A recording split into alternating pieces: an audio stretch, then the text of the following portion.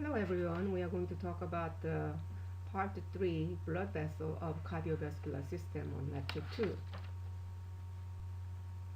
Blood vessels are delivery system that begins and ends at heart. Arteries carry oxygenated blood away from heart except pulmonary circulation, and capillaries contact tissues directly serve cellular needs, and veins carry blood toward heart. Structure of blood vessels show that lumen, which is a central blood containing space, and three wall layers in arteries and veins are tunica intima, tunica media, and tunica externa. Capillaries have only endothelium with a basal lamina. Tunics have three types. First, tunica intima, which is an endothelium lines lumen of all vessels. Tunica media, which is a smooth muscle and sheets of elastin, sympathetic vasomotor nerve fibers, control constriction and dilation of blood vessels and influence blood flow and blood pressure. Third, tunica externa contains collagen fibers that protects and reinforce and anchors to surrounding structures. This also contains nerve fibers and lymphatic vessels. Blood vessels vary in length, diameter, wall thickness, and tissue makeup. Elastic arteries begins from heart are large, thick-walled arteries with elastin in all three tunics. Aorta and its major branches have large lumen which offers low resistance and inactive in vasoconstriction. They act as pressure reservoirs, that means expand and coil as blood ejected from heart. Next are muscular arteries, that means they are distal to elastic arteries and they deliver blood to body organs and have thick tunica media with more smooth muscle and are active in vasoconstriction. Next are arterioles, and they are the smallest arteries that lead to capillary beds via vasodilation and vasoconstriction. Capillaries are microscopic blood vessels and have pericytes help stabilize their walls and control permeability, and they provide direct access to almost every cell. Functions are exchanges of gases, nutrients, waste, hormones between blood and interstitial fluid. Three structural types of capillaries are continuous capillaries on the top, fenestrate capillaries in the middle, sinuous capillaries in the bottom. Continuous capillaries are abundant in skin and muscle, and tight junctions are connect endothelial cells. Intercellular clefts allow passage of fluid and small solutes forming blood-brain barrier. Fenestrated capillaries have endothelial cells that contain pores and more permeable than continuous capillaries. Their function is absorption and filtration formation in small intestine, endocrine gland, and kidneys. Sinusoid capillaries have fewer tight junctions, usually fenestrated, and have large intercellular clefts and large lumens. This makes the blood uh, flow very slow, and large molecules and blood cells can pass between blood and surrounding tissues.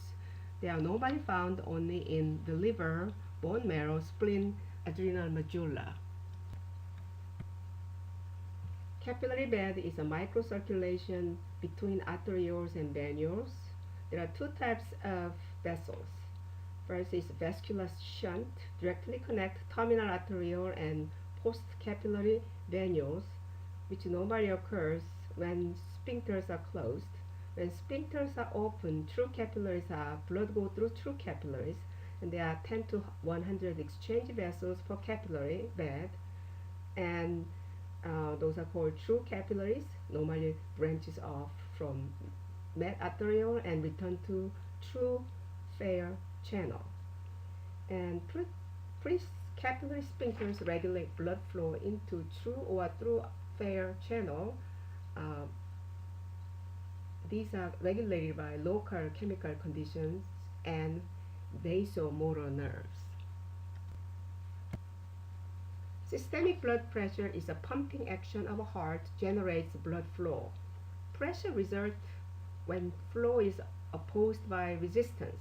Systemic pressure is highest in aorta and declines throughout pathway and 0 millimeter mercury in right atrium. Steepest pressure drops occurs in arterioles, as you see. Arterial blood pressure reflects two factors of arterioles close to heart. First, elasticity. That means compliance. Volume of blood forced into them at any time and blood pressure near heart is perceivable. Systolic pressure, therefore, pressure exerted in aorta during ventricular contraction, normally it averages about 120 millimeter mercury in normal adult. Diastolic pressure is the lowest level of aortic pressure, and pulse pressure is the difference between systolic and diastolic pressure. Mean arterial pressure, named MAP, is the pressure that propels blood to tissues, and MAP can be calculated as diastolic pressure plus one-third of pulse pressure. Capillary blood pressure ranges from 17 to 35 millimeter mercury, and low capillary pressure is desirable since high blood pressure can rupture fragile, thin-walled capillaries. Venous blood pressure changes little during cardiac cycle and shows a small pressure gradient about 15 millimeter mercury. Veins are formed when venules converge and have thinner walls, large lumens compared with the corresponding arteries. Blood pressure is lower than in arteries due to thin tunica media, thick tunica externa of collagen fibers, and elastic networks. They are called blood reservoirs, and they contain up to 65% of blood supply. Adaptations ensure return of blood to heart despite low pressure. Large diameter lumens offer little resistance, and venous valves prevent backflow of blood. They are most abundant in veins of limbs and venous sinuses. Maintaining blood pressure requires cooperation of heart, blood vessels, and kidney. Supervision of brain is main factors influencing blood pressure, cardiac output, peripheral resistance, and blood volume. Blood pressure varies directly with cardiac output, peripheral resistance, and blood volume. Changes in one variable quickly compensated by changes in another variables. Normally, cardiac output is determined by venous return and neural and hormonal controls. Resting heart rate are maintained by cardio-inhibitory center via parasympathetic vagus nerves. Stroke volumes are controlled by venous return, and factors helping venous return are: number one, vascular pump, which milks blood toward the heart.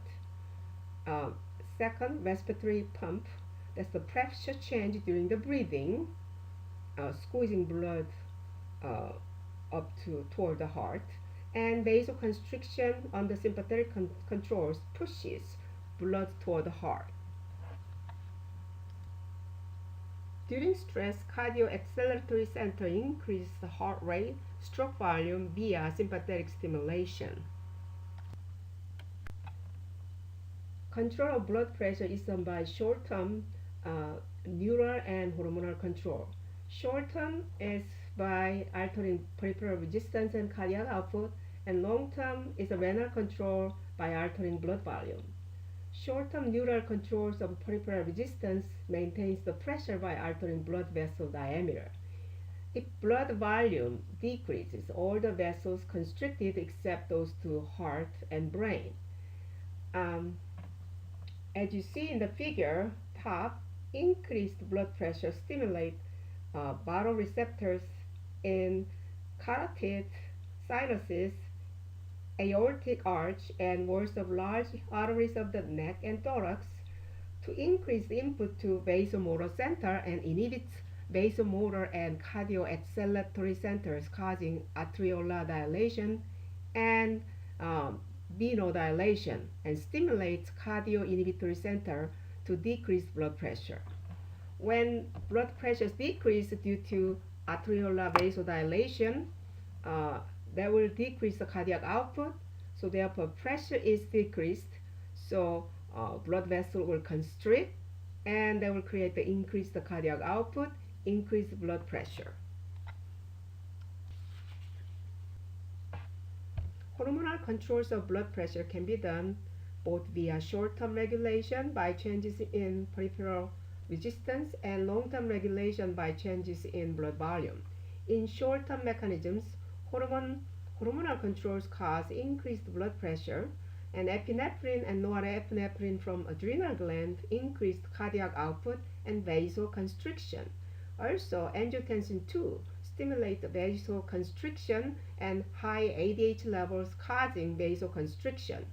Angiotensin II also stimulate aldosterone release, which increase the blood volume in long term.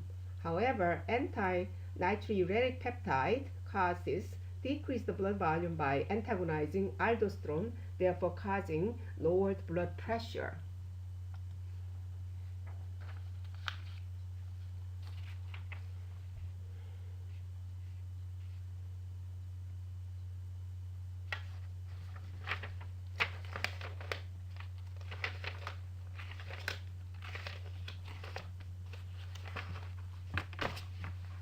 Vasoreceptors quickly adapt to chronic high and low blood pressure, but long-term mechanisms control blood pressure by altering blood volume via kidneys.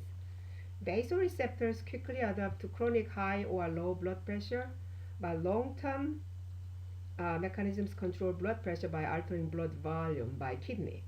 Kidneys regulate arterial blood pressure.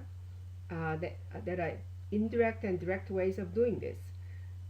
Direct renal mechanism alters blood volume independent of hormones. Increased blood pressure and blood volume causes elimination of more urine, thus reducing blood pressure. Decreased blood pressure or blood volume causes kidney to conserve water and blood pressure rises. Indirect renal mechanism uses renin-angiotensin aldosterone mechanism. Decreased arterial blood pressure causes a release of renin. Renin catalyzes the conversion of angiotensinogen from liver to angiotensin 1. Angiotensin converting enzymes from lungs converts angiotensin 1 to angiotensin 2. And functions of angiotensin 2 increases blood volume and stimulate aldosterone secretion. Baroreceptors quickly adapt to chronic high or low blood pressure, but long-term mechanisms control blood pressure by altering blood volumes via kidneys. Kidneys regulate arterial blood pressure. They are indirect and direct way of doing this. So let's look at direct way. Direct renal mechanism alters blood volume independently of hormones. Increased blood pressure and blood volume causes elimination of more urine, this reducing blood pressure. Decreased blood pressure or blood volume causes kidney to conserve water and blood pressure rises. Indirect renal mechanisms uses the renin-angiotensin aldosterone mechanism. Decreased arterial blood pressure will release of renin, and renin catalyzed conversion of angiotensinogen from liver to angiotensin 1, and angiotensin converting enzyme from lungs converts angiotensin 1 to angiotensin 2, and functions of angiotensin 2 increase the blood volume and stimulate aldosterone secretion. This also causes ADH release and triggers hypothalamic thirst center, therefore causing vasoconstriction directly increasing blood pressure. Mean arterial pressure, which pushes the blood to circulate in your body, a function of cardiac output multiplied by peripheral resistance. Cardiac output can be influenced by such as flood loss, so the blood volume can be decreased, blood pressure decreased, which is sensed by baroreceptor, which will activate the vasomotor, and the cardio-excitatory center in brainstem, which will stimulate sympathetic for heart rate goes up. And also, activities of muscular pump and respiratory pump will increase the venous return volume so that it can affect stroke volume. Therefore, cardiac output can be influenced.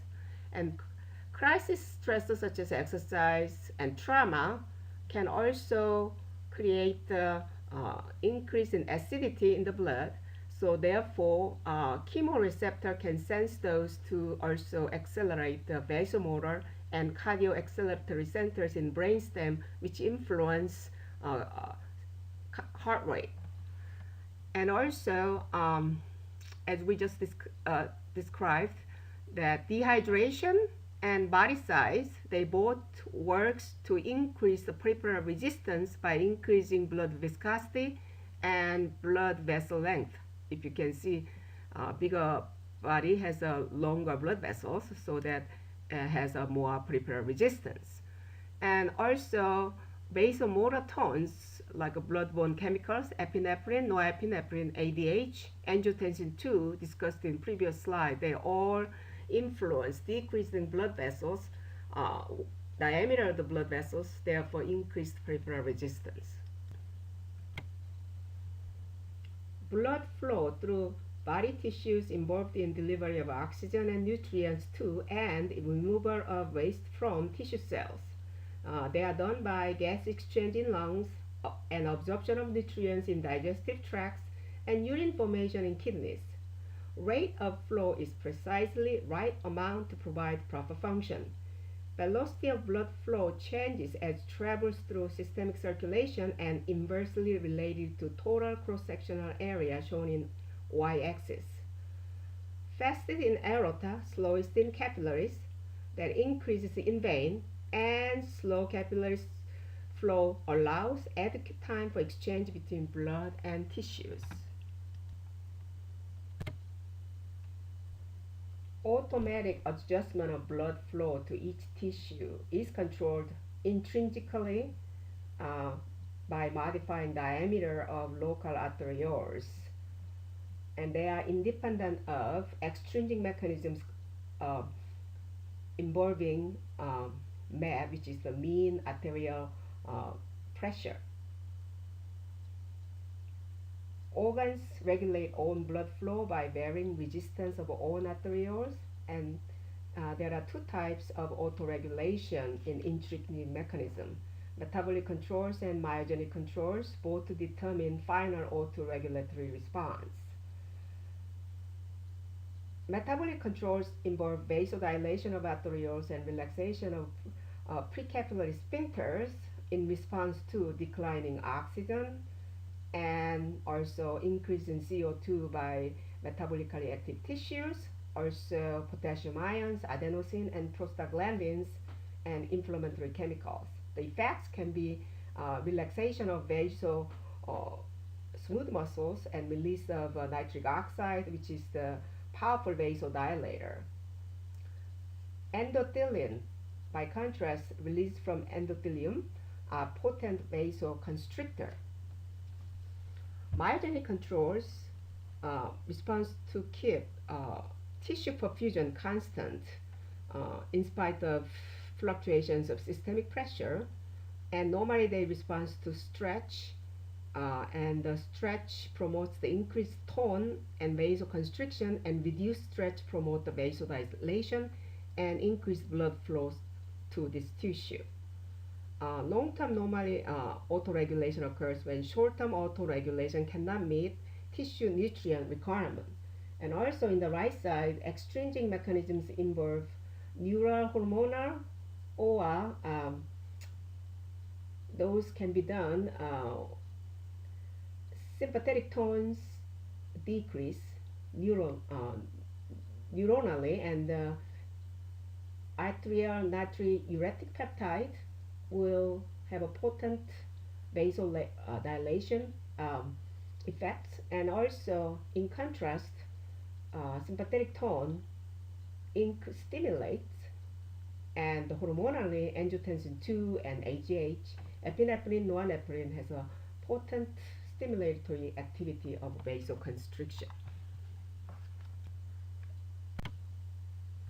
Blood flow through capillaries is very slow and intermittent, and reflects on and off opening and closing of precapillary sphincters.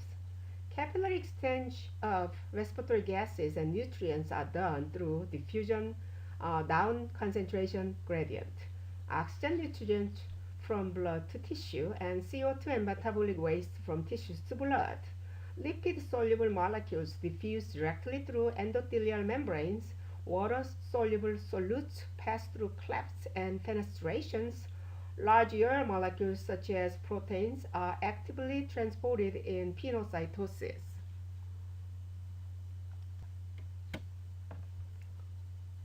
Fluid movement of bulk flow involves fluid leaves capillaries at arterial end. Most return to blood at venous end. They are extremely important in determining relative fluid volumes in blood and interstitial space. Direction and amount of fluid flow depending on two opposing forces, hydrostatic and colloid osmotic pressures. Net filtration pressure comprises all forces acting on capillary bed. Hydrostatic pressure tend to force fluid through capillary walls. It is greater at arterial end, shown 32 millimeter mercury, than at venual end, which is 15 millimeter mercury. Hydrostatic osmotic pressure is equal either whether that's the input from the interstitial fluid to blood. They are both to either arterial end and venous end at 22 millimeter mercury. So net filtration pressure can be calculated out. Pressure pushing out minus pressure pushing in, creating net fluid flow out at the arterial end and net flow in at the venous end. But more leaves than is returned, and excess fluid returned to blood via lymphatic system. So this shows again that net filtration pressure outward minus inward, creating more out in arterial end, more in at venous end, and then some leftovers can return through lymphatic vessel, and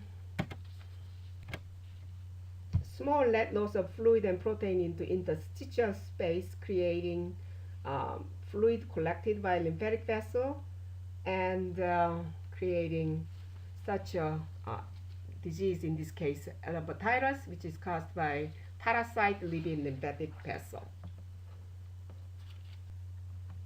Circulatory shock shown here is any condition in which blood vessels inadequately fill the blood, so that blood cannot circulate normally, that result in inadequate blood flow to meet tissue need. So as you see that the cause can be like a chemically, like a blood pH goes down and chemoreceptors can be activated, and if blood volume and pressure goes down, baroreceptors can be fired, and also hypothalamus can be activated by blood pressure going down, and all these things have either by neuronally and hormonally correct those stimuli. So in the end, that you have a constant blood pressure, even though fluid volume continued to decrease and blood pressure ultimately drops, and all these things can be modified.